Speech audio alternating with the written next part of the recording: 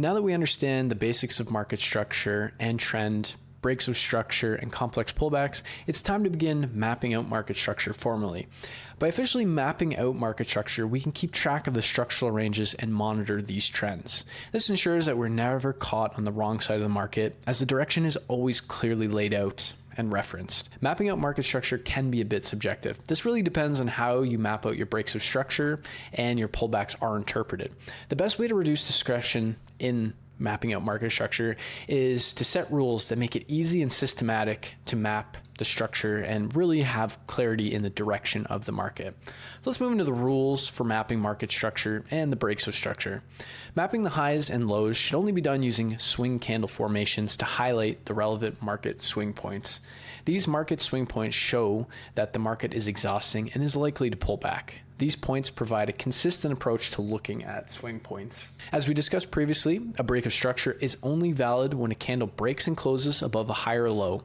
A wick of a higher low is not considered a valid break of structure, and until that market breaks and closes above or below the structure, the range is intact. We can take confirming breaks of structure one step further by implementing the hard close candle as an additional requirement. This provides even further confirmation that price on lower time frames is breaking and closing past the structural levels. These rules will help make sure that the highs and lows used for mapping market structure swing points that form the market structure we use are using the same rules, and that structure breaks are only counted as valid if they can be shown to be true. So now that we have some rules for mapping out market structure and the breaks of structure, we need to identify and map our higher highs and higher lows. Now it's important to map the swing point of a higher low in a bull trend or a lower high in a bear trend, which are counter trend based pullback swing points, to make sure that the structural ranges are being used and followed correctly. The lowest low found in a pullback or in a bullish structural range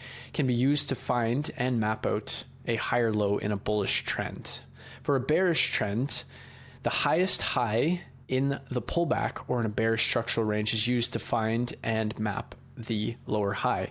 Using the extremes of the pullbacks makes the invalidation points much more conservative in nature, as price will ebb and flow within structural ranges for a variety of reasons. Having this flexibility in price and these rules will make it less likely that you'll be prone to fake outs in the market. So if we look at this bullish example and put everything that we just spoke about together, we can see that, conceptually, we're in a bullish market. We're seeing a higher high forming in the market. We start to see that candle swing formation, denoting that we are starting to create that apex or that high. Price begins to enter a pullback phase, as we can see that counter trend movement. We get another candle swing formation low, where we have this low is lower than this low and lower than this low. Price then begins to move back to the upside.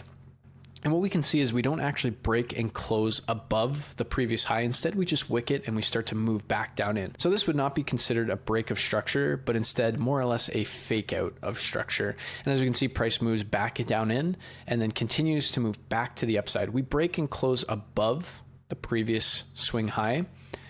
And we confirm that we are truly breaking structure to the upside by seeing a hard close candle formation, as the open of this candle and the close of this candle is above the previous high.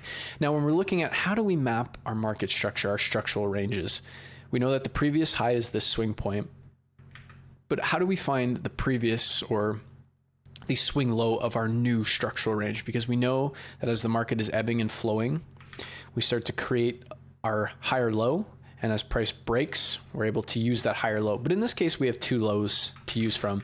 And as we discussed when we were going through this, is that we want to use the lowest low found in that pullback. So although this is the most recent low that broke this pullback, this would not be our valid swing structural higher low point.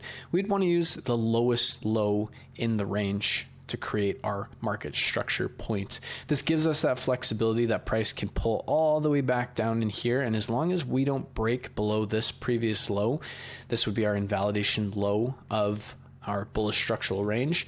That price would then continue moving to the upside and nothing would change. Now, if we take this one step further or flip what we said for a bearish market, we can see that price is moving to the downside. We're in a bearish trend. We create a swing low in the market as this low is lower than this low and this low. This could signify the start of our pullback phase after creating a lower low in the market. And as we can see, price creates a pullback. We create a market swing point where this high is higher than this high and this high. Market then continues moving to the downside. We break the previous low with a wick, but we do not close below. So we do not signify or can represent a break of structure in the market. And price then continues moving to the upside. And if we're looking at structural range, we're trading within this conceptually. So as long as this high does not break, we're still in a valid bearish market. And as we can see, price moves to the upside. We create another swing high candle formation. This high is higher than this high and higher than this high. And as we can see, the market continues to move to the downside and we break and close below the previous low. The next candle is bullish, but we have not hard closed below the previous low.